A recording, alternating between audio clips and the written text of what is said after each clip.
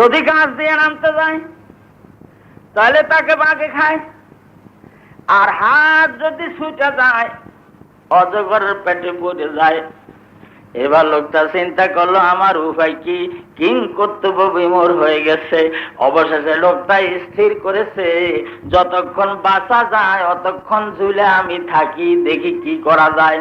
হঠাৎ নজর করে দেখে যে ডালের আগাল ধরে সে ঝুলন দিয়ে রয়েছে, ওই ডালের গোড়ার মধ্যে দুইটা ইঁদুর এসেছে।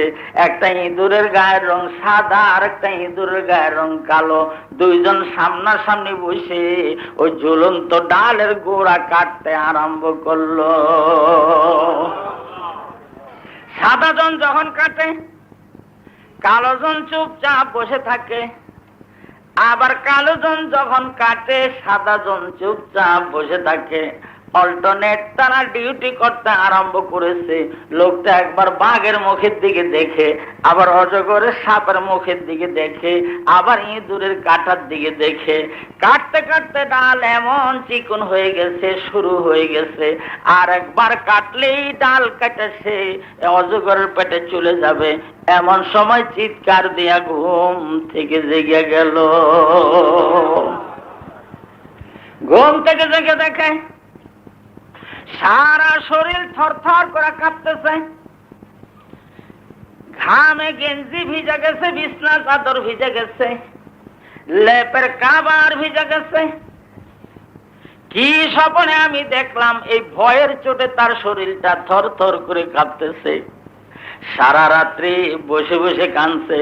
ফজরের নামাজের পর তার পীর ছিলেন একজন হক্কানি আলেম, পীর সাহেব কেবলার দরবারে চলে গেল।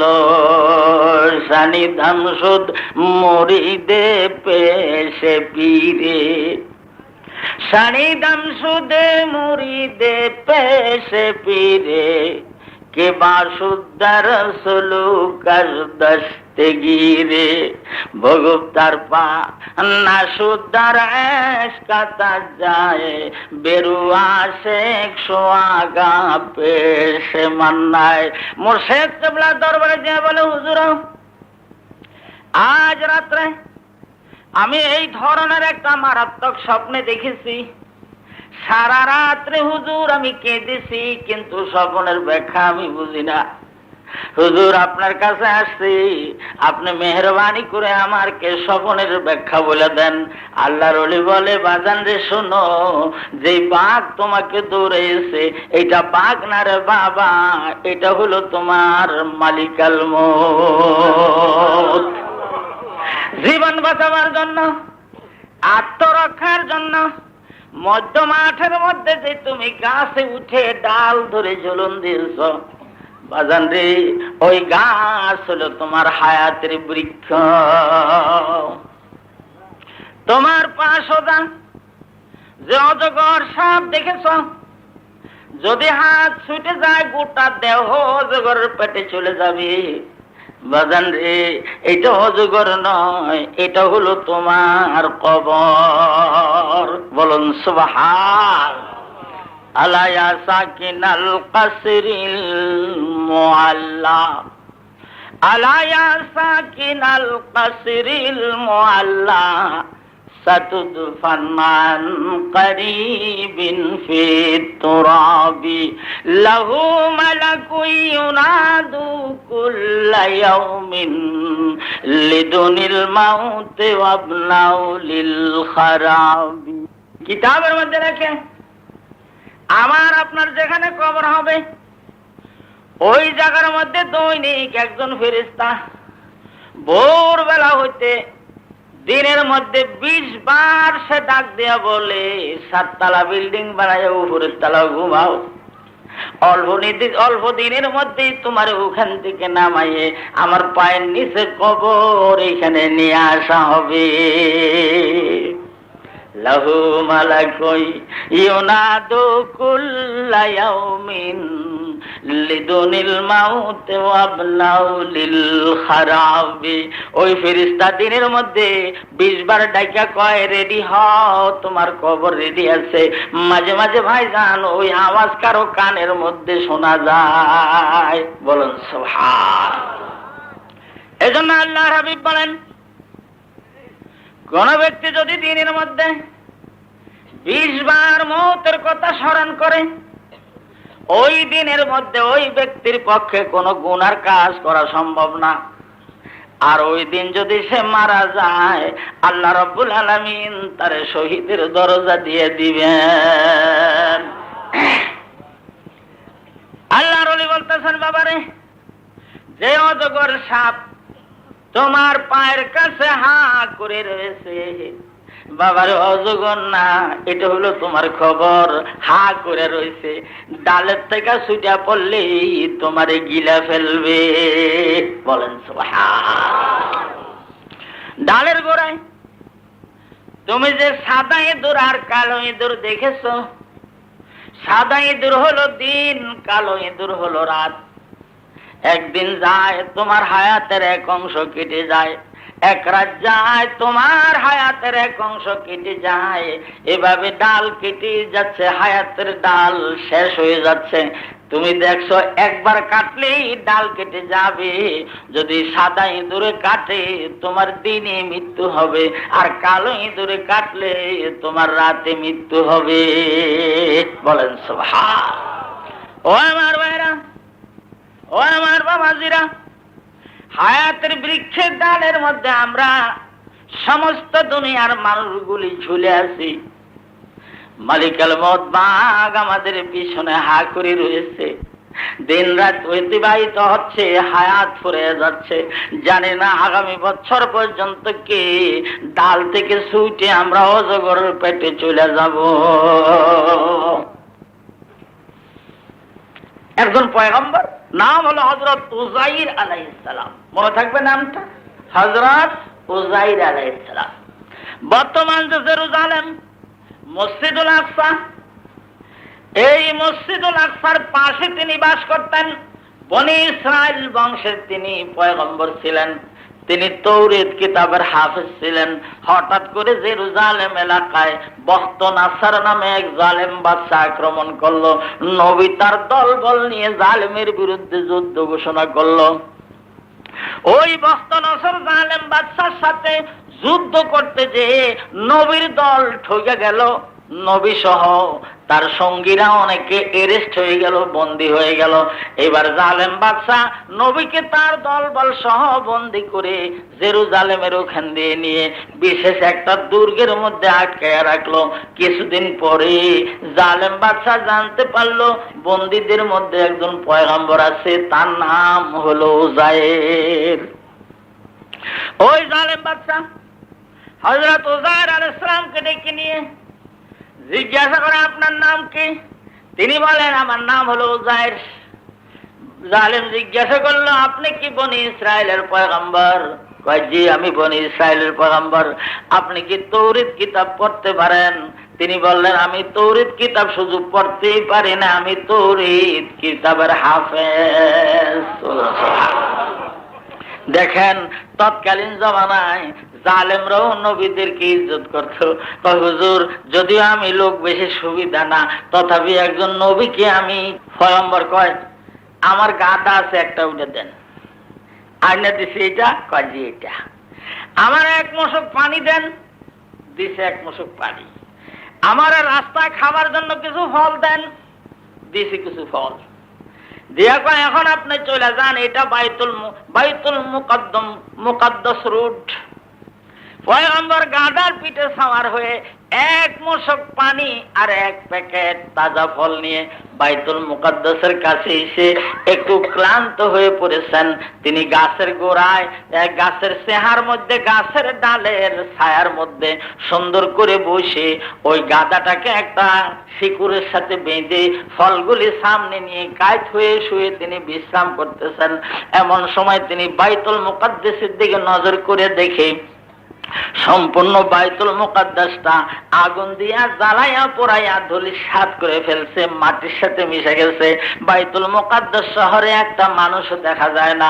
তিনি শুয়ে শুয়ে কয়, আউ কাল্লাযী মাররা আলা ক্বারিয়াতিন ওয়া হিয়া খাবিয়াতুন আলা উরুশিহা ক্বালা আন্না ইউহয়ী হাযিহিল্লাহু বা'দা মাউতিহা।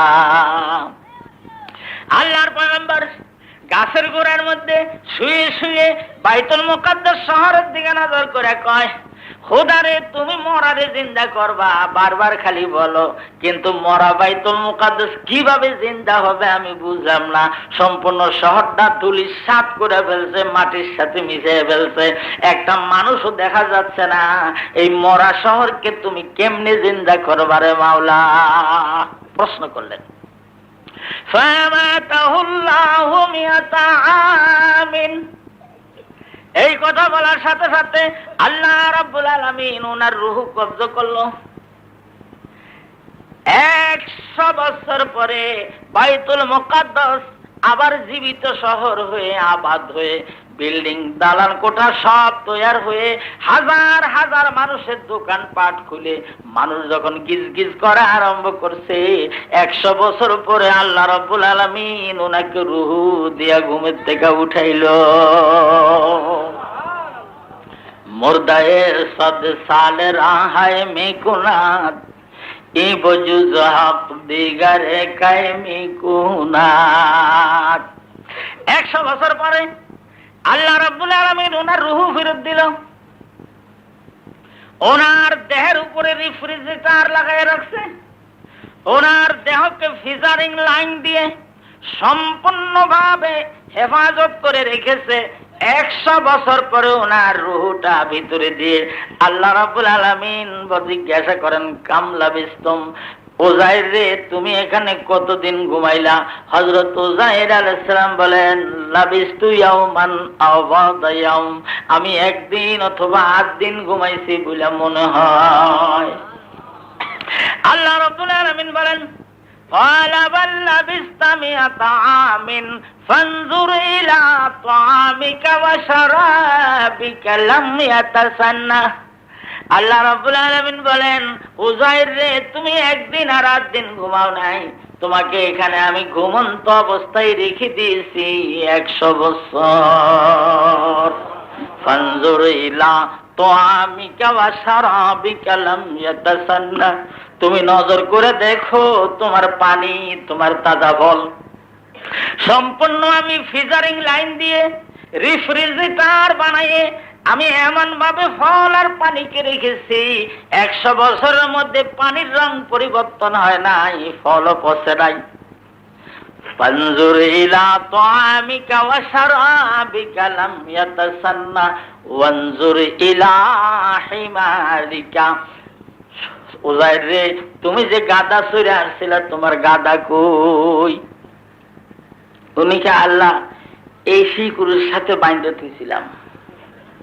আল্লাহ রাব্বুল আলামিন বলেন, 100 বছরের মধ্যে না খাওয়া গাদা প্রথম দিক দিয়ে তো কয়েকদিনের মধ্যে মরে গেছে, মরে যাওয়ার পরে পয়সা গোশতগুলি ছড়াইয়া চলে গেছে। 100 বছরের মধ্যে হাড়গুলি মাটির নিচে গাড়ে গেছে। তোমাকে শোয়াইয়া রাখা মানুষের চক্ষুর আড়াল করে রাখছি, তোমার গাদা তো মরে গেছে। তুমি তো এতক্ষণ খালি বলো মৃত্যুর আমি কেমনে জিন্দা করব। তোমাকে শহর তো আমি জিন্দা করে দেখাইলাম, কিন্তু সেটা তোমার চক্ষু গোচর হইলো, কিন্তু আমি প্র্যাকটিক্যাল ভাবে তো তোমারে দেখাই নাই কেমনে আমি মরারে জিন্দা করব। তুমি যাও কোদাল নিয়ে এসে মাটি গর্ত করে ওই গাদার হাড় গরুগুলি তুমি উঠাও। তিনি গাদার হাড়গুলি উঠাইছে। উঠাবার পর আল্লাহ রাব্বুল আলামিন বলেন, তুমি হাড়গুলি সামনে নিয়ে বসে তাকায় থাকো আর বলো, গাদারে যেই খোদার হুকুমে তুমি মরেছ সেই খোদার হুকুমে জিন্দা হয়ে যাও। এরপরে তুমি শুধু ফিজিক্যাল গল্প শুনলে হবে না, এবার লজিক্যাল প্র্যাকটিক্যাল তুমি সম্পূর্ণ দেখো আমি রব্বুল আলামিন কেমনে বানাইছি। এতদিন তো তোমাকে থিওরিক্যাল বলেছি, এখন ফিজিক্যাল লজিক্যাল প্র্যাকটিক্যাল তুমি দেখে নাও। তুমি তাকায় থাকো। হযরত শুআয়ব আলাইহিস সালাম তাকায়, হযরত উযাইর আলাইহিস সালাম তাকায় আছেন। তিনি দেখেন একটা হাড়ের সাথে আরেকটা হাড়ের জোড়া মিলতে আরম্ভ করেছে। অল্প সময়ের মধ্যেই হাড়ের একটা ফিরিম দাঁড়াইয়া গেল, হাড়ের ফিরিম। আল্লাহ রাব্বুল আলামিন বলেন, ওয়ানজুর ইলাল ইযামি কাইফা নুনসিজুহা সুম্মা নাকসুহা লাহমা। তুমি নজর করে দেখো আমি হাড়ের উপরে দিয়ে গোশতের কাভারিং কেমনে করি, আবার গোশতের উপরে দিয়ে চামড়ার বাইন্ডিং কেমনে করি। তুমি একটু তাকায় থাকো। তিনি তাকায় রয়েছেন, দেখে হাড়ের উপরে দিয়ে গোশত আসতেছে, গোশতের পিছনে দিয়ে আবার চামড়ার বাইন্ডিং আসতেছে। অল্প সময়ের মধ্যে তিনি দেখেন তার গাদার যেই হুবাহুব রং তাই হয়ে গেছে। এমনকি যেখানে সাদা একটা পশম ছিল সেই পশমটা কালো হয় নাই, যেখানে কালো পশম ছিল সেটা লাল হয় নাই, যেখানে যেই রং ছিল কপালটা চাঁদা ছিল, ঠিক ওই গাদাটাই ওনার সামনে তৈরি হয়ে গেল। আল্লাহ রাব্বুল আলামিন বলেন তোমার গাদা না দেখো। কহ আল্লাহ আমার গাদা। আওয়াজটা ভালো করে শোনো। শোনার পরে কয় আল্লাহ আমার গাদাই। কয় তোমারও আমি এমনে বাঁচাইছি, তোমার গাদারও আমি অমনে বাঁচাইলাম, জেরুজালেম মরা শহরও অমনে বাঁচাইলাম, আর মৃত্যুর পরে দুনিয়ার সব মানুষে আমি আল্লাহ এমনি বাঁচাইয়া হাসরের ময়দানে নিব। ওয়ালাম আন্নাল্লাহ পুরুন আলা কুল্লি শাইইন কাদির। আল্লাহ বলেন সাহেবরে বেশি বাড়াবাড়ি করার দরকার নাই, এখন জেনে নাও আমি আল্লাহ সব জিনিসের উপরে ক্ষমতা রাখি। বলুন সুবহান। ওনার ভাইয়ের নাম আজিজ। ওজায়ের আজিজ দুই ভাই একদিনেই মায়ের পেট থেকে ভূমিষ্ঠ হয়েছে। ওনার ছেলে যেই বছর উনি যুদ্ধে আইলো ওই বছর বয়স হলো 10 বছর। তাহলে 100 বছর যে ঘুমায় রইল, এখন ছেলের বয়স কত হবে? ওজায়ের আলাইহিস সালাম যদি 100 বছর ঘুমায় থাকে, মরে থাকে, তাহলে ওনার ছেলের বয়স কত হবে? 110। এটা বুঝেন না?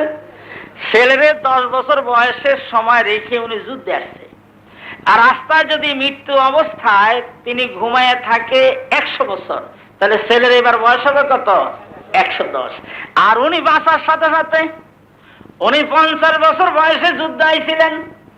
যেদিন তিনি বাঁচলেন সেদিন ওনার বয়স হলো 50 বছর একদিন, আর ওনার ছেলের বয়স হলো 110। আইসা দেখে সম্পূর্ণ শহরটা আবাদ হয়ে গেছে। যেখানে একতলা বিল্ডিং ছিল সেখানে 3 তলা বিল্ডিং হয়ে গেছে।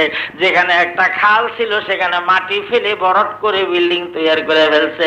সম্পূর্ণ বাজারের মানুষ গিজ গিজ করতেছে। তিনি ওরে আল্লাহ, তুমি বুঝে আমার ঘুমের মধ্যে রেখে মৃত্যু দিয়ে মরা শহরে জিন্দা করে ফেলেছ।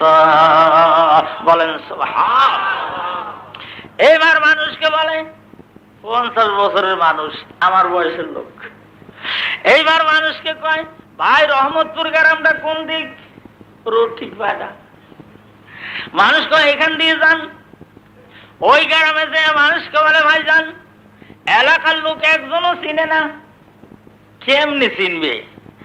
একদিন 2 দিনের কথা, 100 বছর পরে লোকটা হইলো জিন্দা হয়েছে। এইবার তিনি গ্রামের মানুষকে জিজ্ঞাসা করে ভাইজান রহমতপুর গ্রাম কোনটা? কয় এই গ্রাম। জিজ্ঞাসা করে ওজার বাড়ি কোনটা?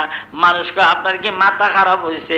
100 বছর আগে যে লোক যুদ্ধে যাইয়া মারা গেছে তার বাড়ির সংবাদ কেন বলেন? উনি মরে গেছে যুদ্ধে যাইয়া 100 বছর আগে। উনি আমাকে পয়গম্বর ছিল। আরে আল্লাহ, উনি বাড়ির মধ্যে গেছে, বাড়ির ভিতরে থেকে এক বুড়া বেটা বাইরে হয়েছে। বুড়া বেটা কি? ওনার ছেলে। দাড়ি ফাঁক না, এক বুড়া বাইরেছে 110 বছর বয়সের। বাপের দাড়ি হলো মিসমিসা। জিজ্ঞাসা করে এই বাড়ি কার? বাড়ি আমার। ওজার বাড়ি কোনটা? 100 বছর আগের ঘটনা। আমি হইলাম ওজায়ের ছেলে। মাফ করবেন, ঝামেলা লাগাইয়েন না। দেখেন না আমার অবস্থা, আপনি একজন যুবক আর আমি বুড়া মানুষ, আপনি আমার বাপ, আর কোয়ার কাম নাই। বাড়ির ভিতরে খবর গেছে, ওনার স্ত্রী কয় কোন ঝামেলার মধ্যে আবার ফললাম? 100 বছর পরে মানুষ আবার জিন্দা হইয়া বাড়ি এসে, ঝামেলার কাম নাই। ওই বেটারের বাড়ির ভিতরে ঢুকতে দিও না, একটা গন্ডগোল লাগবে সমাজের মধ্যে। নাকি আইসা তোর বাপ হয় আমার স্বামী হয়, শেষে একটা গন্ডগোল লাগবে, খবরদার বাড়ির মধ্যে ঢুকতে দিস না। কি মুসিবত, বাড়ির লোক বাড়ি আসতে পারে না। কি বলেন? 50 বছর আগে আপনার দাদা ইন্তেকাল করেছে। আহ, বলুন তো এখন যদি উনি জীবিত হইয়া শেষ রাত্রে বাড়ির ঘাটে আসে, আমরা জায়গা দেব? যখন জায়গা দেবো, যদি খালি কয় আমি আইছি রে আইছি, যদি কয় কে, আমি তো দাদা কবরের থেকে উঠে আইছি, বাড়ির একজনও বাড়ি থাকবে? দাদায় গাটা দিয়ে ঢুকবে, আমরা ফোলা বাইন কোলে করে উত্তর দরজ দিয়ে মাঠে নেমে যাবো। দাদা আইছে কা, একটা ভয়ের হতো, কারণ মরা মানুষ বাইতে আছে ব্যাপারটা। না কল্পনা জল্পনা কারণে শুরু হয়ে গেছে, কি এক সমালোচনা আর আলোচনা শুরু হয়ে গেছে। বাড়ির মানুষকে বাড়ি জায়গা দিতে চায় না। এবার তিনি বারবার বলেন, আমি উজাইর, তোমরা বিশ্বাস করো আল্লাহ রাব্বুল আলামিন আমাকে তার কুদরতি খেল দেখাবার জন্য, মৃত্যুর পরে মানুষ জীবিত হবে এই কথা বুঝাবার জন্য আমি প্রশ্নবোধক চিহ্ন করে আল্লাহকে জিজ্ঞাসা করেছিলাম।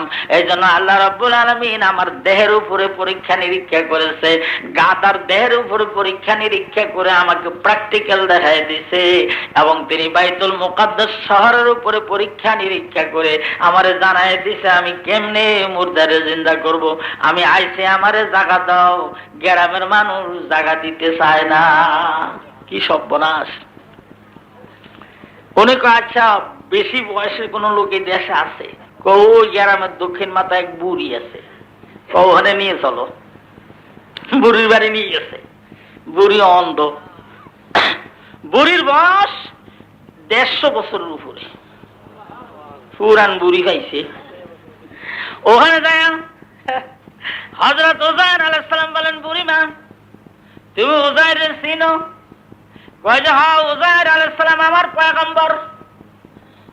তিনি যুদ্ধে যে আর দেশে ফিরে আসে নাই, আমরা অনুমান করেছি তিনি হয়তো শহীদ হয়ে গেছেন। হযরত উজাইর আলাইহিস সালাম বলেন, বুড়ি তুমি কি তোমার নবীরে দেখেছো?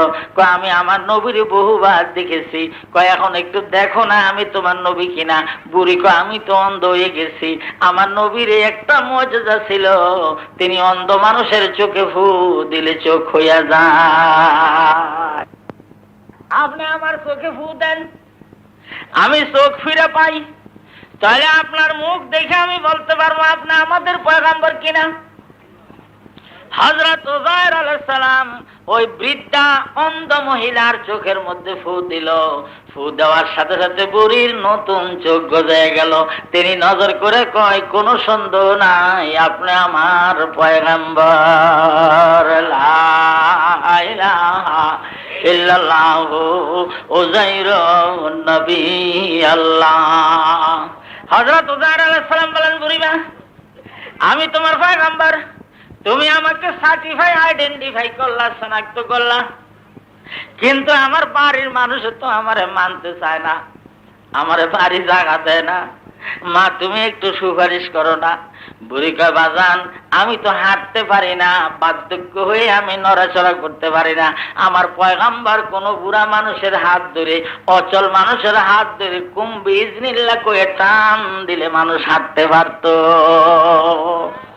আপনি তো আটেন না। হযরত উজাইর আলাইহিস সালাম ওই বুড়ির হাতকে ধরে কুম বিইজনিল্লাহ বলে যখন টান দিয়েছে, বুড়ি এবার টুক টুক করে ওনার আগে আগে হাঁটা আরম্ভ করছে। বাবা আপনি আমার পিছে পিছে আসেন, আমি আপনার বউরে কয়ে দিব, বলারে কয়ে দিব, আসেন।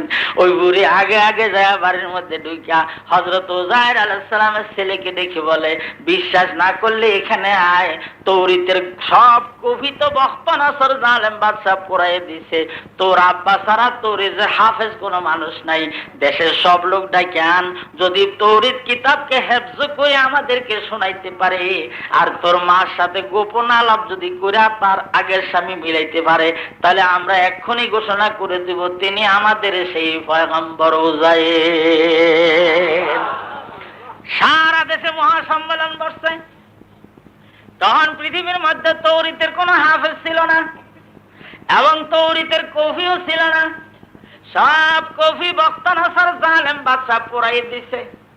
লক্ষ লক্ষ লোকের সামনে হযরত উজাইর আলাইহিস সালাম দাঁড়ায় একটানা তিনি তৌরাত কিতাব শোনাইয়া দিলেন। বলেন সুবহান। বুড়ি শনাক্ত করলো, আইডেন্টিফাই করলো, সার্টিফাই করলো, স্ত্রীর সাথে সাক্ষাৎ দিয়ে বৈবাহিক জীবনের কতগুলি গোপন ঘটনা আলোচনা করলো। বিস্তারিত আলোচনার পর সর্বসম্মতিক্রমে ওনাকে গ্রহণ করা হলো। আশ্চর্য তামসা, বাপ হলো 50 বছরের মানুষ, আর ছেলে ঘরের মধ্যে হলো 110 বছরের বুড়া মানুষ। আর ওনার ভাই হযরত আজিজ, তিনি একেবারে বার্ধক্যের চরমে যে পৌঁছে গেছে। তিনার বয়স হয়ে গেছে 150 বছরের মতো, কিন্তু দুইজনের মধ্যে বয়সের ব্যবধান 100 বছর। ঠিক একই দিনে আবার দুই ভাই ইন্তেকাল করেছে। বলুন সুবহান। মুর্দায়ে 7 সালে রাহায়ে মিকো নাদ ইবজুজ হক দিগারে কাইমি কুনাদ ইবজুজ হক দিগারে কাইমি কুনাদ। এক ব্যক্তি মারা গেছে। মারা যাওয়ার পরে তার 2 ছেলে, খেয়াল করেন, 2 ছেলে, আর কোন অংশীদার নাই। তাহলে দুইজনে কত করে পাবে? 8 আনা, 8 আনা করে 16 আনা পাবে। মোট টাকা হলো, সম্পত্তির ভ্যালু ধরেছে 8,000 টাকা। তাহলে এক ভাই পাবে কত? 4,000 টাকা। একজন হলো সুফি সাহেব, 4,000 টাকা পাওয়ার সাথে সাথে 1,000 টাকা দিয়ে দিয়েছে লিল্লা বনিয়ে। সুবহানাল্লাহ। আর 1,000 টাকা দিয়ে রাস্তা বানাইছে, আর 1,000 রাস্তা দিয়ে ফুল বানাইছে, সদকায়ে জারিয়া। আর 1,000 টাকা মসজিদ মাদ্রাসার মধ্যে দিয়ে দিছে। একেবারে খালি হাত, কিছু নাই। আরেকজনে করছে কি, 4,000 টাকা দিয়ে 2টা আঙ্গুরের বাগান খরিদ করছে। 2,000 এমন সুন্দর আঙ্গুরের বাগান খরিদ করছে। বাগানের আইলে দিয়ে খুরমা খেজুর গাছ, কি সুন্দর বাগান। 2টার মধ্যখানে দিয়ে একটা নহর আছে। ওই নহর দিয়ে নদীর থেকে পানি এনে ওই সেচ কল লাগাই পানি এনে সেচ প্রকল্প গ্রহণ করে সেলো টিউবওয়েল লাগাই মেশিন লাগাই বাগানের মধ্যে পানি দেয়। বলুন সুবহান। এগ্রিকালচার, কৃষি বিপ্লব। এত সুন্দর বাগান, ফলে আর ফুলে ভরা, সুজলা সুফলা, শস্য শ্যামলা। একেবারে নজর ফিরে আসে। আঙ্গুর যেমন ধরা ধরেছে, 4 আলির মধ্যে খুরমা খেজুর গাছে তাজা খুরমা ধরেছে। অল্প দিনের মধ্যে বিরাট অবস্থা হয়ে গেছে। ম্যানেজার রেখেছে, কর্মচারী রেখেছে, অবস্থার উপর অবস্থা, বেকায়দা অবস্থা হয়ে গেছে। আর ওই যে সুফি সাহেব ভাই সব দান করে দিয়ে ভিক্ষুক হয়ে তিনি রাস্তায় রাস্তায় ঘুরে বেড়াইতেছে। বলুন সুবহান। এখন কি উপায়? কবি কর, কবি করবো, বউরে বাদ দেবো খেপলে, আমার কিছু নাই। কই তুই ওরকম করলি কে? ভাই আমি একটা বুদ্ধি করে করছি। আমি দুনিয়ায় নবীর ঘরে দিয়েছি, আল্লাহর ঘরে দিয়েছি, মসজিদে দিয়েছি, মাদ্রাসায় দিয়েছি, রাস্তা বানাইছি, ব্রিজ বানাইছি। এর বিনিময়ে আল্লাহ রাব্বুল আলামিন বেহেশতের মধ্যে আমার বড় বড় বাগান দিবে, বিল্ডিং দিবে, বালাখানা দিবে, একেবারে অট্টালিকা দিবে, শান্তি নিকেতন দিবে, বউ দিবে, হুর দিবে, গোলমান গিলমান দিবে। কোন জিনিসের আমার অভাব হবে না। ওই ভাইটা কয় তুমি খালি বাকি বুঝো, নগদ বুঝো না। আমি বললাম নগদ বুঝি, আর তুই খালি বাহি বুঝো। আল্লাহ দেবে কোন কালে, না কি হবে না হবে, এর কোনো বিশ্বাস আছে? ধনী ভাইটার বাড়ি আসছে বেড়াইতে, কি সুন্দর করে তাদের সাক্ষাৎকারটা আল্লাহ কোরআনে দিয়েছেন। কিলতাল জান্নাতাইন আতাত উকুলাহা ওয়া লাম তাজলিম মিনহু শাইআ ওয়া ফাজ্জারনা খিলালাহুমা নাহারা ওয়া কানা লাহু সামারুন فقال لصاحبه وهو يحاوره أنا أكثر منك مالا وأعز نفرا। তোর দি তুই খুয়াইছো, আমার দিয়ে আমি একটু খুয়াই নাই। আমি 2টা বাগান করে কি গ্রেনার হয়েছে, আমার সাথে আর বাগানে নিয়ে গেছে। বাগান 2 ভাই ঘুরতেছে। তার সেই ধনী ভাইটা বলতেছে, আনা আকসারু মিনকা মালাম ওয়া আযু নাফারা, আমার মাল আছে, আমার ধন আছে, আমার স্ত্রী পুত্র পরিবার পরিজন আছে, তোর সে আমি সব দিক দিয়ে বড়। কাজী ওয়াদাখালা জান্নাতাহু ওয়া হুয়া যালিমুন লিনাফসিহি ক্বালা মা যুন্নু আন তাবিদা হাযিহি আবাদা। দেখছস, যা করে নিছি এই জীবনও শেষ হবে না, আমার 14 পুরুষ খাইও শেষ করা যাবে না। আমি মনে করি না আমার এত সুন্দর বাগান এই কোনোদিন ধ্বংস হবে আর কোনোদিন আমার হাতছাড়া হবে। যা কামাই নিছি 14 পুরুষ বসে খাওয়া যাবে। ক্বালা মা যুন্নু আন তাবিদা হাযিহি আবাদা। আর সুফি সাহেব আছে না, খেয়াল আছে তো, গরিব ভাই কয় কিয়ামত হইলেও যাবে না তোর বাগান। কয় ওয়া মা যুন্নু সাআতা কাইমা, আমি কিয়ামত বিশ্বাস করি না। ধনী ভাই কয় আমি কিয়ামত বিশ্বাস করি না। গরিব ভাই কয় কিয়ামত হইলেও তোর এটা ধ্বংস হবে না। আর ধনী ভাই কয় আমি কিয়ামত বিশ্বাস করি না। ওয়ালাইন রুদিতু ইলা রাব্বি লাজিদান্না খায়রাম মিনহা মুনকালাবা। তুমি সুবিশাপ মানুষ, আল্লাহওয়ালা লোক, বুজুর্গ লোক, যদি কিয়ামত হয় আর বাগান যদি আমার ভাঙিয়ে যায়, আল্লাহ আবার আমারে কিয়ামতের পরে এরকম 2টা বাগান আবার দিয়ে দিবে। ঠাট্টা করে। যার জন্য আছে বিয়ে বাড়ি আছে, যার জন্য নাই মেজনি বাড়িও নাই, তোর এহেনও নাই হেহেনও নাই, আমার এহেনও আছে, ভাঙ্গা যদি লাই কিয়ামত দিয়ে 2টা আবার আমারে দেবে, মানে টিটকারি দিতেছে। قال له صاحبه وهو يحاوره أكفرت بالذي خلقك من تراب ثم من نطفة ثم سواك رجلا। বাইরে এত বড়াই করা ভালো না, এত বেশি নিজেরে বড় মনে করো না, তোমার কথাবার্তার সুর শব্দ ভালো না। ওই সুফি সাহেবে কয় আকাফারতা বিল্লাযী খালাকাকা মিন তুরাব, তুমি কি ওই আল্লাহর সাথে কুফরি করতেছো যে আল্লাহ তোমাকে মাটি দিয়ে তৈরি করেছে, সুম্মা মিন নুতফাতিন, এরপরে তোমাকে বীর্য দিয়ে তৈরি করেছে, সুম্মা সাওয়াকা রাজুলা, এরপরে তোমার সুন্দর একটা মানুষ বানিয়েছে।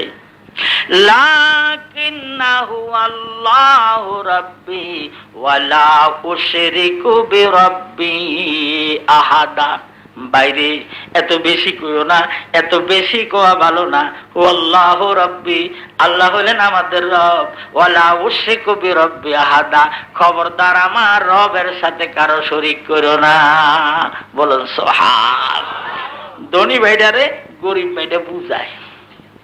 এবার কইতেছে ওয়ালাউলা ইয দাখালতা জান্নাতাকা কুলতা, বলুন মাশা আল্লাহু লা কুওয়াতা ইল্লা বিল্লাহ। ভাইরে, তুমি যখন বাগানে ঢুকেছ, তোমার এই সমস্ত বাড়াবাড়ি কথা ঠিক হয় নাই, তোমার লম্ফ জম্ফ মারাগুলি মোটেই ঠিক হয় নাই। তুমি যখন বাগানের মধ্যে ঢুকেই তোমার বাগানকে সুজলা সুফলা শস্য শ্যামলা ফলে ফুলে ভরা দেখলাম। তোমার উচিত ছিল আমাকে হাত ধরে এনে বাগানের রাস্তা দিয়ে হাঁটাইতা আর বলতা মাশা আল্লাহ লা কুওয়াতা ইল্লা বিল্লাহ। জোরে কোন সুবহান। খালি শুনলে হবে না। লাউ গাছ সুন্দর লাউ ধরছে, একরকমের লোক আছে চোখ ভালো না, চোখের মধ্যে ইলেকট্রিক বিদ্যুৎ থাকে, খালি দেখে ওরে আল্লাহ বানরের বাচ্চার মতো জ্বলছে, অনেকগুলি হয়েছে তো এই কইয়া যাওয়ার সাথে সাথে দেখবেন যে কদু গাছের যে ছোট ছোট কড়া বাইরেছে না, ওর পাছা বেঁকা হইতেছে মুখরা। এই সমস্ত লোকের উচিত, যারা জানেন আপনার মুখ আর চোখ ভালো না, আপনাকে বলতে হবে ইজ দাখালতা জান্নাতাকা কুলতা মাশা আল্লাহু লা কুওয়াতা ইল্লা বিল্লাহ। পারবেন না কইতে? মাশা আল্লাহ। কাল গেছে ইনশাআল্লাহ, আজ হলো মাশা আল্লাহ। রাস্তা দিয়ে যেন আবি যাবি না শুনি, খালি ইনশাআল্লাহ আর মাশাআল্লাহ যেন শুনি। খেয়াল থাকবে। করুন বিসমিল্লাহির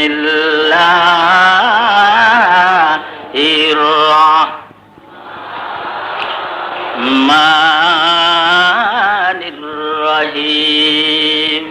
ইন তারানি আনা আকাল্লা মিনকা মালান ওয়া ওয়ালাদা ফাসা রাব্বি আন ইউতিয়ানি খায়রাম মিন জান্নাতিক ওয়া ইউরসিল আলাইহা হুসবানাম মিনাস সামাই ফাতুসবিহা সাইদান যালাকা আও ইউসবিহা মাউহা গাওরান ফালান তাস্তাতিয়া লাহু তালাবা وأحيط بثمره فأصبح يقلب كفيه على ما أنفق فيها وهي خاوية على عروشها ويقول يا ليتني لم أشرك بربي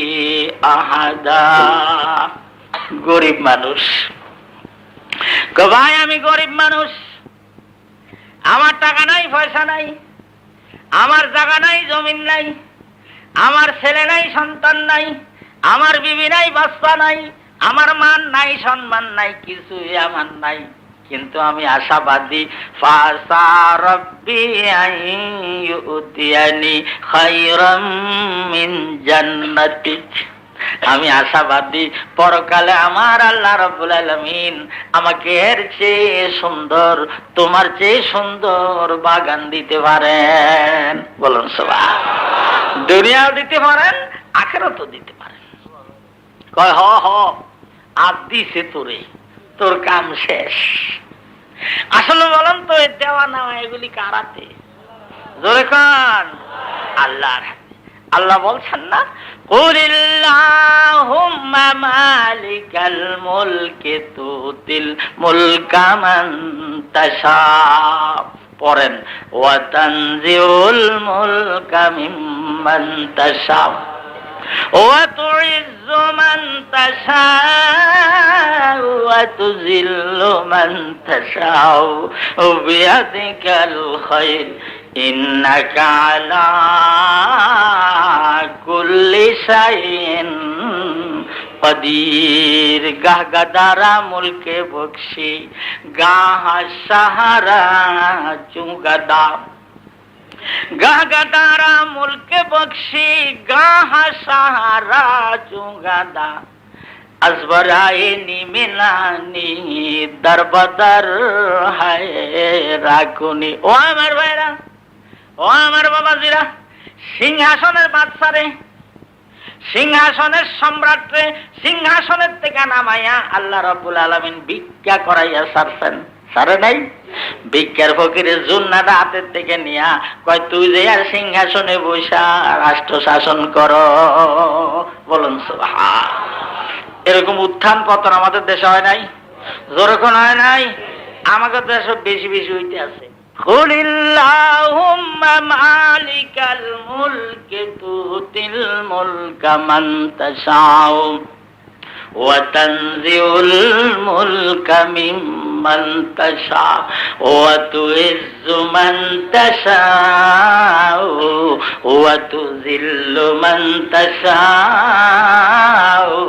বিয়াদিকাল খায়র। সকলে জোরে কোন ইন্নাকা আলা কুল্লি শাইইন কদির। আফগানিস্তানের রাজধানী গজনব শহর। এই গজনব শহরে পরাক্রমশীল মুসলিম নরপতি, যার ভয়ে সারা দুনিয়া থরথর করে কাঁপত, সুলতান মাহমুদ গজনবী। ভাইজান 17 বার ভারতবর্ষকে আক্রমণ করেছিল। পৃথিবীর ইতিহাসে, মুসলিম ইতিহাসে, মুসলিম নরপতিদের মধ্যে সুলতান মাহমুদ গজনবী একজন পরাক্রমশীল সম্রাট ছিলেন। কি বলেন, ছিল না? সুলতান মাহমুদ। সুলতান মাহমুদের আব্বার নাম হলো সুবুকতুগিন। সুবুকতুগিন, এই সুবুকতুগিন ছিল আফগানিস্তানের গজনবের সম্রাটের গোলাম। সে সম্রাটের নাম ছিল আলোকতুগিন। মনে রাখেন, সম্রাটের নাম কি? আলোকতুগিন। গোলামের নাম সুবুকতুগিন। সুলতান মাহমুদের আব্বা কিন্তু সুবুকতুগিন। সুবুকতুগিন গোলাম, আলোকতুগিন হলো সম্রাট গজনবের আফগানিস্তানের। অত্যন্ত অভিযান গোলাম, বাধ্যগত গোলাম। একদিন সম্রাটকে বলতেছে, হুজুর, আজ আমার সব কাজ কাম কমপ্লিট হয়ে গেছে, বৈকাল বেলা আমারে একটু হরিণ শিকার করতে দিবেন কি? সম্রাট কয়, তুমি ভালো মানুষ, যাও না, যদি পারো একটা শিকার করে আসো। তখন তো গুলি বন্দুকের জমানা ছিল না, তীর ধনুক কতগুলি কাঁধের মধ্যে বাইন্দা তিনি যখন রাজধানীর থেকে হরিণ শিকারের জন্য বাইর হলো, উজির নাজিরা ঠাট্টা করে, গোলামের আবার হরিণ শিকার। লোকটা কি করে, গোলামি আবার হরিণ শিকার করতে যায়, ঠাট্টা করে। এই গোলাম, সুবুকতুগিন, হরিণ শিকার করতে যাও, যদি না পাও তামসা দেখাবানে। যাই তো, যদি পাই ভালো, না পাইলে খালি হাতে আসবো। খালি হাতে আইলে তোরে তামসা দেখাবো। পারবা না তো যাও, কা গোলাম মানুষের কিসের হরিণ শিকার? এগুলি রাজা বাদশারা করে থাকে, গোলাম কেন তুমি হরিণ শিকার করতে যাবা? কয়, ভাইজান ঠাট্টা করেন না, আমি যাই দেখি পাই নাকি। ওই সুবুকতুগিন গোলাম জঙ্গলে গেল, সারা জঙ্গল তালাশ করে কোনোখানে হরিণ পেল না। সন্ধ্যার আগে বিমুখ হয়ে খালি হাতে রাজধানীর দিকে রওনা দিয়েছে। বলুন সুবহানাল্লাহ। পথ দিয়ে আসবার সময় মনে মনে কয়, বড় তো পাইলাম না, একটা বাচ্চা পাইলো তো, ওই তো বাচ্চাটা কোলে করে নিয়ে উজির নাজিরদের ঠাট্টার হাত থেকে রক্ষা পাইতাম। এই বলে যখন তিনি জঙ্গলার কিনারা দিয়ে, রোড দিয়ে ঘোড়ার পিঠে চড়ে টুকটুক করে আসতেছে, এমন সময় দেখে রাস্তার পাশে একটা হরিণীর বাচ্চা পড়ে আছে। তিনি ঘোড়ার থেকে নাইমা বাচ্চাটারে দৌড়া ঘোড়ার পিঠে আঞ্জা করে মোট করে দৌড়া ঘোড়া হাঁকাইতে আরম্ভ করেছে। যখন ঘোড়া রোডের মধ্যে উঠেছে, এমন সময় পিছনে দিয়ে টক টক টক টক করে পায়ের শব্দ শোনা যায়। সুবুকতুগিন পিছনের দিকে তাকায়, নজর করে দেখে ওই হরিণীর বাচ্চার মা। হরিণী ওই যে বাচ্চা ধরে না, এই জন্য বাচ্চার মায়ের পিছনে দিয়া দৌড়ায় আর শিক্ষিত দিতেছে। যখন ঘোড়ার মুখ ফিরায়, জীবনের মায়া দৌড়াইয়া জঙ্গলের মধ্যে ফলায়। আবার ঘোড়ার কদম দিলে পিছনে দিয়ে টক টক টক টক করে শব্দ হইতেছে, পা মারতে মারতে চিৎকার দিয়ে পাগলের মতো দৌড়ায়। সুবুকতুগিন দেখলো, হায় রে, বাচ্চা ধরে নেই, বাচ্চার মায় দিশাহারা হয়ে গেছে। আমি যদি বাচ্চাটা ধরে নিয়ে যাই, হরিণী কাঁদবে, হরিণী চিৎকার দিবে, মন্ত্রী মিনিস্টাররা না হয় আমার একটু ঠাট্টা করবে, এতে আমার কি আসবে যাবে। আমি বাচ্চাটা ছেড়ে দেই, মায়ের বাচ্চা মায়ের কোলে চলে যাক। তিনি বাচ্চাটা ছেড়ে দিছে। বাচ্চাটা নাইমা দৌড়ে যাইয়া মায়ের স্তনের মধ্যে মুখ দিয়া যখন ঢুস দিয়ে দিয়ে দুধ খাইতেছিল, নেস নাড়তেছিল, মা পা দুইটা ফাঁক করে বাচ্চারে দুধ দিতেছে। আসমানের দিকে একবার তাকায়, সুবুকতুগিনের মুখের দিকে আবার তাকায়, চোখের পানি ছেড়ে দিয়ে আসমানের দিকে নজর করে কি জানি বলতে আরম্ভ করলো।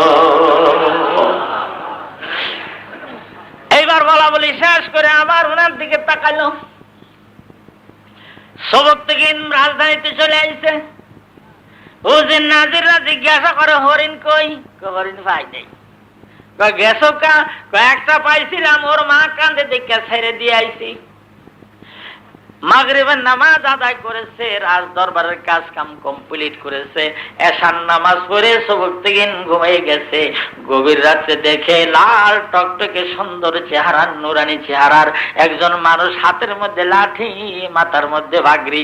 ওনার কাছে স্বপ্নে এসে বলে, সবুকতিগিন তুমি আমারে চিনো? গায়ের সুগ্রানে ঘর মুখরিত হয়ে গেছে। সবুকতিগিন বলে, হুজুর আপনারে আমি চিনি না। আমি হইলাম তোমার পয়গম্বর মুহাম্মদুর রাসূলুল্লাহ সাল্লাল্লাহু আলাইহি। আমি এসেছি, আল্লাহ রাব্বুল আলামিন আমাকে বলেছেন তোমার এখানে এসে শুভ সংবাদ দেওয়ার জন্য। ওই হরিণীর বাচ্চা তুমি ছেড়ে দিয়েছ। হরিণী তার বাচ্চাকে ফিরে পেয়ে দুধ খাওয়াইতে আসমানের দিকে নজর করে চোখের পানি ছেড়ে দিয়ে আল্লাহর কাছে বলেছে, খোদা রে, সবুকতিগিন গোলাম রে, তুমি আফগানিস্তানের বাদশা বানাইয়া দিও। আল্লাহ রাব্বুল আলামিন হরিণীর দোয়া কবুল করেছেন। গোলামের লিস্টির থেকে তোমার নাম কেটে দিয়ে বাদশাদের লিস্টির মধ্যে তোমার নাম লিখে ফেলেছেন। আমি শুভ সংবাদ দিতে এসেছি, এই বাদশা ইন্তেকাল হওয়ার পরে আল্লাহ রাব্বুল আলামিন তুমি গোলামকে সর্বসম্মতিক্রমে রাজ দরবারের সিদ্ধান্ত মোতাবেক আল্লাহ রাব্বুল আলামিন তোমাকে আফগানিস্তানের সিংহাসনে বসাইয়া দিবেন। বলুন সুবহানাল্লাহ। উনি কো হুজুর কোন কি? আমি সংবাদ নিয়ে আইছি। তো গোলামের লিস্টিতে তোর নাম নাই, রাজা বাদশার লিস্টিতে উঠে আলাইছে। আর আফগানিস্তানের লিস্টিতে বর্তমান বাদশার পরেই তুমি। ঐতিহাসিকরা লেখেন, অল্প দিনের মধ্যে আফগানিস্তানের সম্রাট আলফতুগিন ইন্তেকাল হলো।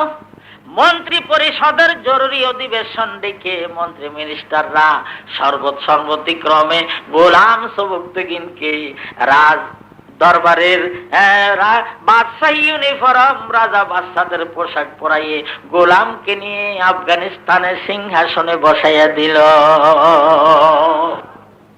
পড়ুন, কুলিল্লাহুম্মা মালিকাল মুলকি তুতিল মুলকা মান তাশা ওয়া তানজিউল মুলকা মিম্মান তাশাউ ওয়া তুইজ্জু মান তাশাউ ওয়া তুযিল্লু মান তাশাউ বিয়াদিকাল খায়র ইন্নাকা আলা কুল্লি শাইইন কাদির। গাগাদারা মুলকে বখশি, গাগাদারা মুলকে বখশি, গাহা সাহারা চুগাদা আজবরায়ে নিমনানি দরবদর হায়রাকুনি।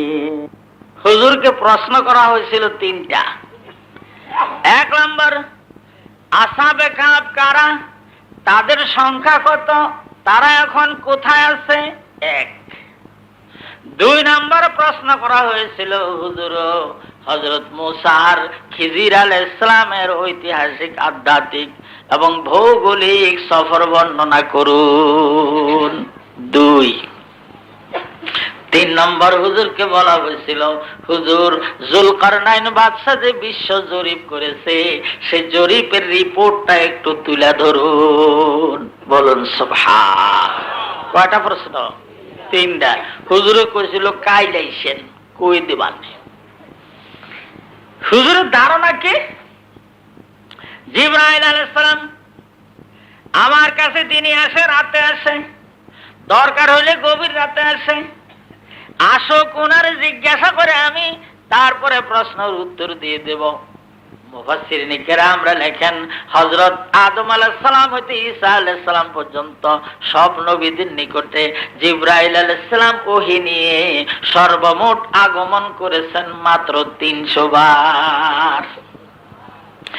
আর হুজুর সাল্লাল্লাহু আলাইহি সাল্লামের 23 বছরের নবুয়ত পিরিয়ডে হযরত জিবরাইল আলাইহিস সালাম হুজুরের পাক দরবারে সর্বমোট আগমন করেছেন 24,000 বার। হুজুরের ধারণা, আসলে যাই না বলবো।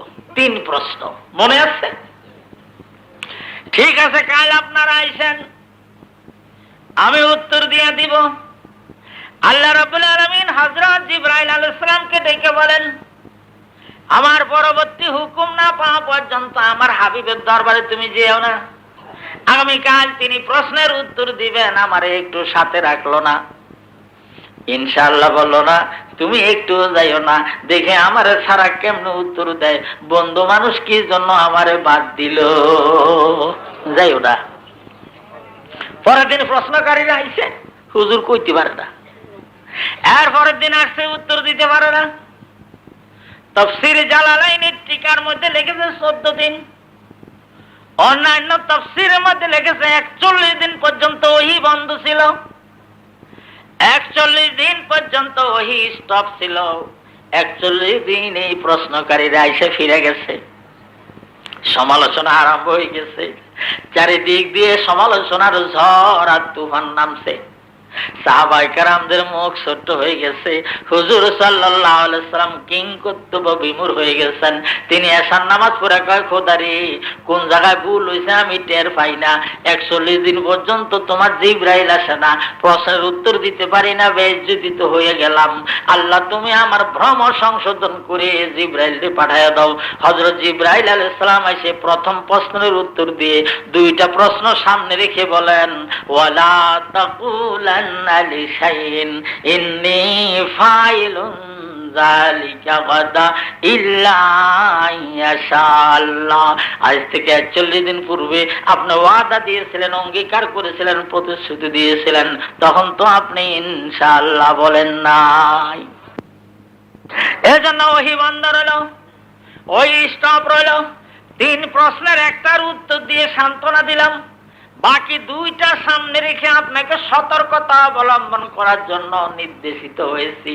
আল্লাহ হুকুম দিয়েছেন অদূর ভবিষ্যতে কোনো কথা বলতে, কোনো অঙ্গীকার করতে, কোনো প্রতিশ্রুতি দিতে অবশ্যই আপনাকে বলে নিতে হবে ইনশাআল্লাহ।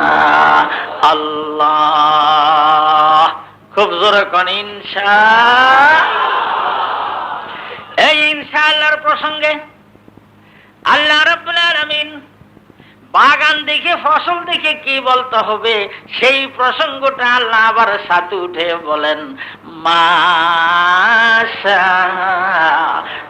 মাশাআল্লাহু লা কুওয়াতা ইল্লা বিল্লাহ। বলুন সুবহানাল্লাহ। পড়ুন বিসমিল্লাহির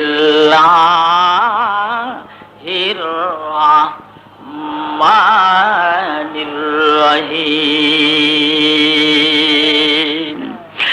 আও ইউসবিহা মাউহা গাওরা ফালান তাসতাতিআ লাহু তালাবা। বাইরে গরিব ভাই কয়, বাইরে এত বেশি বাড়াবাড়ি করা ভালো না। আল্লাহ রাব্বুল আলামিন যদি আসমান থেকে একটা গজব নাজিল করে দেয়, তোর বাগানটা জ্বলা পুরা ধ্বংস হইয়া যাবে। আল্লাহ রাব্বুল আলামিন যদি আসমান থেকে একটা ঠাটা মাইরা দেয়, তোর বাগানটা ইঁদুর মাটির মতো হয়ে যাবে। সাইদান জালাকা, রেজা রেজা, টুকরা টুকরা হয়ে যাবে। আর আল্লাহ রাব্বুল আলামিন যদি একটু টান দিয়া পানি তলদেশে নিয়ে যায়, তোর কৃষি বিপ্লব, এগ্রিকালচার শেষ। দেখেন না, আমাকে একজনের রাস্তা বাঁধে, আরেকজনে খালি খাল কাটে। হামচোনাদার ফিক্রে আবায়তম কে গোপ, হামচোনাদার ফিক্রে আবায়তম কে গোপ, পিলেবানি বরলবে দরিয়ায়ে নীল, ফিলেবানি বরলবে দরিয়ায়ে নীল। আমার দিকে দেখেন, বর্তমান মিডল ইস্টের, মধ্যপ্রাচ্যের সুইস গেট হলো সুইস খাল, যেটা মিশরে। এটা দিয়ে হলো মধ্যপ্রাচ্যের এখানে গেট বানায় রাখছে। হযরত ওমর, খেয়াল করেন পানি কোথা থেকে আসে। হযরত ওমর যখন ইসলামিক রিপাবলিক অফ মদিনার প্রেসিডেন্ট, আমিরুল মুমিনিন, ওই সময় মিশরের থেকে একদল লোক এসে কয়, হুজুর নীল নদের পানি দিয়ে আমরা কৃষি বিপ্লব করি, এগ্রিকালচার করি, হুজুর পানি একটু নাই। নীল নদের তলা ফাইটা গেছে, হুজুর আমরা পানি কোথায় পাবো? হযরত ওমর বলেন, অন্যান্য বছরে তোমরা কেমনে পানি পাইতা? আপনাদের ইসলামী শাসন কায়েমের আগে আমরা যুবতী মেয়েরে বলি দিতাম, এরপরে নীল নদ আমারে পানি দিত। আপনার হাবিব নিষেধ দিয়ে দিয়েছে, আবু বকর সিদ্দিকও মানা করছে, আপনি কড়া অর্ডার দিয়েছেন এই ধরনের নরহত্যা নিষেধ। এখন হুজুর নীল নদীর তলা ফাইটা গেছে, আমরা পানি কোথায় পাবো? এগ্রিকালচার, কৃষি বিপ্লব বিপন্ন। একবারে নীল নদের পানি ছাড়া মিশরের ফসল নাই, কৃষি বিপ্লব নাই। হযরত ওমর কয়, ঠিক আছে যাও, আমি পানির ব্যবস্থা করব। ওনারা মনে করছে কল গানাইয়ে দিবে, এটা ওনাদের ধারণা। তিনি করছে কি, আমর ইবনুল আস নামে রাসূলের এক সাহাবীকে ডাইকা কয়, এদিকে আসো। ও আমর ইবনুল আস, তুমি রাসূলের সাহাবী, তুমি ভালো একজন পলিটিশিয়ান, ভালো একজন রাজনীতিবিদ। যেই চারজন মানুষ আমরা রাজনীতি জানি, তার মধ্যে তুমি একজন। মিশর একটা ভালো প্রভিন্স, মিশরের ফসলের উপরে মধ্যপ্রাচ্য নির্ভরশীল, নীল দরিয়ায় পানি নাই, সে দেশে কৃষি বিপ্লব বিপন্ন হয়ে গেছে। ও আমর ইবনুল আস, আমি তোমারে সেই দেশের গভর্নর বানায়া পাঠাবো, বলো তো ভাইজান তুমি সাথে কি নিয়ে যাবা? গভর্নর ঠিক করতেছে, আগের গভর্নর বাদ দিয়ে দিবে। আমর ইবনুল আস ভাইজান, আপনি যদি আমাকে মিশরের গভর্নর বানান, আমি সেই দেশে নিয়ে যাব, 1 নম্বরে একটা জায়নামাজ, 2 নম্বরে নেব একটা পাগড়ি আর একটা পায়জামা, 3টা গুছাই আমি বগল তলায় নেব, আর আমি সাথে নিয়ে যাব আল্লাহ আল্লাহর রাসূলকে। এই জিনিস নিয়ে আমি মিশর রওনা দেব। আমার হাতে অন্য কোনো ব্রিফকেস, কোনো সামগ্রী থাকবে না। হযরত ওমর ফারুক বলেন, আগামীকাল ভোরেই আপনি জায়নামাজ আর পাগড়ি নিয়ে রওনা দিবেন। আপনার দেহরক্ষী হিসাবে আমি 6 জন মানুষ সাথে দিয়ে দেব। ঘোড়ার পিঠে সাওয়ার হয়ে মিশর যাবেন। আজ আমি মিশরে খবর দিয়ে দেব, মিশরের নেতৃবৃন্দকে বলবো, মিশরের গেটের মধ্যে, বর্ডারের মধ্যে যেন আপনাকে রিসিপশন করার জন্য নেতারা একত্রিত হন। মিশরের নেতৃবৃন্দ নতুন গভর্নরকে রিসিপশন দেওয়ার জন্য বর্ডার দাঁড়াই আছে, গেট বানাইছে। এমন সময় দেখে এক দরবেশ আইতেছে, ওটের ভিটে এক বেটা বসে রয়েছে, ওনার মাথার মধ্যে সাদা পাগড়ি, কাঁধের মধ্যে লাঠি, বগল তলায় জায়নামাজ, পাগড়ি আর একটা পায়জামা। নেতৃবৃন্দ দেখে কয়, আমিরুল মুমিনিন হযরত ওমরের মতো বিচক্ষণ মানুষ, এত বড় একটা প্রভিন্স, উন্নত মানের প্রভিন্সের মধ্যে এই সুফি সাহেবরে পাঠাইছে, দরবেশ সাহেবরে পাঠাইছে, এই কেমনে এই রাষ্ট্র চালাবে? উনি নামছে, সকলে দেখে সুফি সাহেব, দরবেশ, এই জন্য মুসাফা করে, ওই জন্য কোলাকুলি করে, যেন একটু কেমন কেমন মনে হয়। একজনে জিজ্ঞাসা করতেছে, ঠিক আছে আগামী দিন থেকে আমাদের সমস্যার কথা আপনার কাছে বলবো। তিনি করছে কি, ওই দেশের শাসনভার হাতে নিয়ে সাবেক গভর্নরকে মদিনা পাঠিয়ে দিয়ে ভোরবেলা বসে আছে। নেতৃবৃন্দ যে বলে, হামচুন আদর ফিক্রে দমকে গো পিলে বানি দরলবে বরলবে দরিয়ায় নীল। 1 নম্বরে যে কৃষি বিপ্লব সম্বন্ধে কথা উঠেছে, আপনি হলেন আমাদের নিউ অ্যাপয়েন্টেড গভর্নর জেনারেল, আপনার কাছে বলবো না, কার কাছে বলবো? আমাদের সবচেয়ে বড় সমস্যা এগ্রিকালচার, কৃষি বিপ্লব।